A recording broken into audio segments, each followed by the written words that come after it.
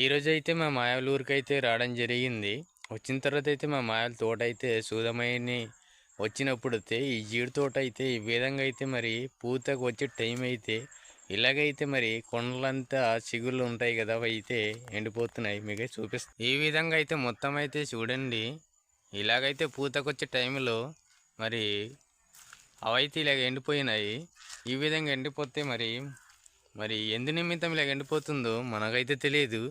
ఇవి చూస్తున్నారు కదా, ఇవైతే ఇలాగా కొమ్మలైతే ఎండిపోకూడదు. ఎండిపోయిన తర్వాత అయితే మనకి ఏ ఫలితం అనేది లేదు.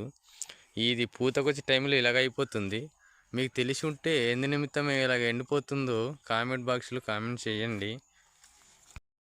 ఈ చెట్టు అయితే కొంచెం అయితే పూతకొచ్చింది చూడండి. లంకజీడి పిక్కలు అయితే ఈ విధంగా ఉంటాయి. ఇక్కడైతే మరి చెట్టు కొంచెం అయితే మరి అలాగలాగైతే పూతకైతే వస్తుంది. ఈ విధంగా అయితే ఉండాలన్నమాట. చెట్టు అయితే పచ్చగా ఉన్నప్పుడు అయితే మనకైతే పంట అయితే దిగుబడి వస్తుందని అయితే మనకైతే నమ్మకం ఉంటుంది. ఈ చెట్లు అయితే మొత్తం అయితే ఇలాగ ఎండిపోయింది. ఈ విధంగా అయితే ఉండాలా.